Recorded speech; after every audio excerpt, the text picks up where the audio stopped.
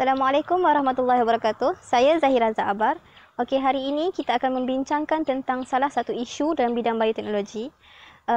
Kejuruteraan dalam bidang bioteknologi telah mula berkembang sejak 4000 sebelum Masihi lagi, di mana penduduk Mesir telah berjaya menghasilkan arak dan roti menerusi proses penapaian.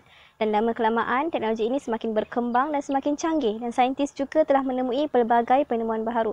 Sehingga sekarang pun telah banyak penerokaan baharu dibuat. Antaranya ialah teknologi tanaman kacukan yang mana menggunakan kejuruteraan genetik. Kejuruteraan genetik yang dimaksudkan ialah GMF. Okey, apa itu GMF? GMF atau nama panjang dia adalah Genetically Modified Clone. Ianya adalah pengubahsuaian genetik sesuatu organisme kepada bentuk baharu dengan cara mengeluarkan satu gen ataupun lebih DNA tersebut, sama ada daripada virus, bakteria, haiwan atau tumbuhan, dan kita gabungkannya ke dalam tumbuhan yang baru.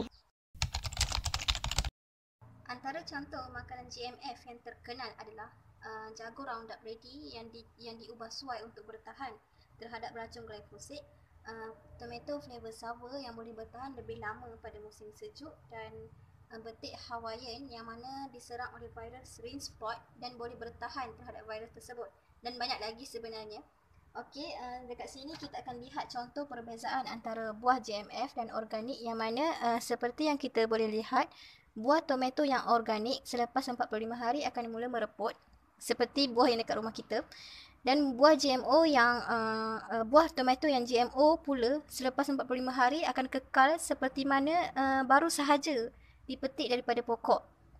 Dan seperti yang kita boleh lihat pada buah jagung pula, ini buah jagung GMO dan ini buah jagung organik. Selepas beberapa minggu hanya buah organik sahaja yang dimakan oleh burung, manakala buah GMO pula hanya 1/3 sahaja dimakan oleh burung. Ini bermakna buah organik lebih menarik minat burung untuk dimakan. Kalau kita hendak mengetahui bahawa produk tersebut melalui GMF ataupun tidak, kita boleh melihat kepada label GMO yang terdapat pada produk tersebut. Yang mana tetapi setakat 2020 hanya produk yang melebihi 5% sahaja perlu meletakkan label tersebut. Produk yang kurang daripada 3% ke bawah, seperti cuka, gula, kicap dan minyak bertapis, tidak perlu diletakkan label tersebut. Seperti yang kita boleh lihat dekat sini, contoh label pada produk yang mana menurut kepada Peraturan Makanan 1985 daripada Kementerian Kesihatan Malaysia, seperti jagung, kita boleh lihat dekat sini, mereka hendaklah perlu memaparkan perkataan diubah suai secara genetik ataupun perkataan gen diperoleh daripada lembu. Mereka perlu memaparkan sumber juga. Ini kerana untuk memudahkan pengguna melihat dan menilai sama ada mereka mahu membeli ataupun tidak. Antara sebab GMF ini dilakukan adalah untuk menggunakan tanah secara efisien supaya tanaman yang dihasilkan lebih banyak dan meningkatkan kualiti rasa tanaman tersebut, dan memperoleh jangka hayat yang lebih lama supaya tanaman tidak mudah rosak, dan juga mengatasi masalah sosioekonomi terutamanya yang berlaku di negara yang mundur.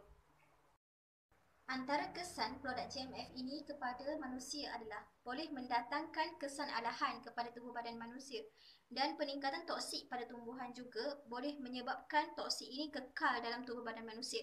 Dan setakat tahun 2013 masih tidak ada lagi kesepakatan saintifik yang mana mendakwa produk ini selamat dimakan. Ini kerana dakwaan itu masih lagi mengelirukan, dan produk ini juga mempunyai kesan negatif kepada alam sekitar kita.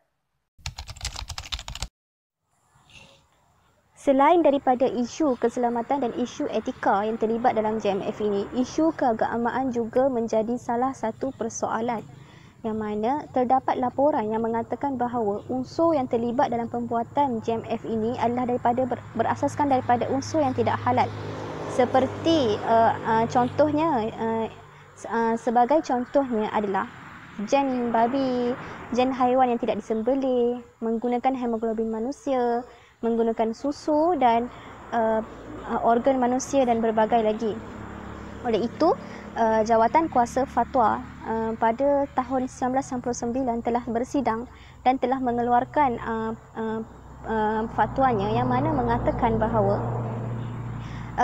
pembuatan produk GMO adalah dibenarkan selagi mana ianya mematuhi syariat Islam, dan sebarang produk GMO yang mana mengandungi gen babi dan gen yang tidak halal adalah dilarang sama sekali. Ini kerana produk tersebut tidak dapat mencapai taraf darurat. Ini kerana disebabkan oleh kita masih mempunyai alternatif lain untuk digunakan sebagai sumber makanan.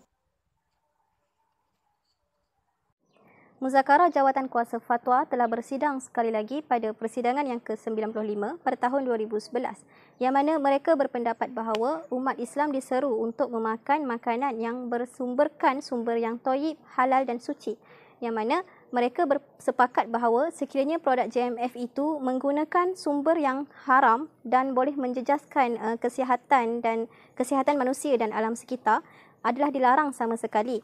Manakala sekiranya produk tersebut menggunakan sumber daripada haiwan ternakan yang disembelih menurut syariat adalah dibenarkan. Isu GMF ini sememangnya isu yang memerlukan perhatian dan tindakan daripada kerajaan Malaysia dan juga pihak yang terlibat supaya hanya mengimport dan menghasilkan produk yang bebas daripada sebarang penyakit yang mana boleh membawa kemudaratan kepada kesihatan manusia dan alam sekitar dan juga halal hukumnya. Sememangnya GMF sendiri ada kesan baik dan buruk dia.